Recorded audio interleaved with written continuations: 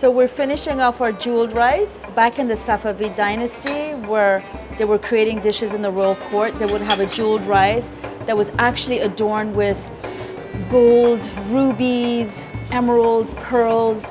Is that like gold leaves? Yeah, it's actual gold leaves. With barberries, pistachios, almonds, rosewater, julienne carrots, and julienne oranges, and lots of saffron. That does look amazing. Try it.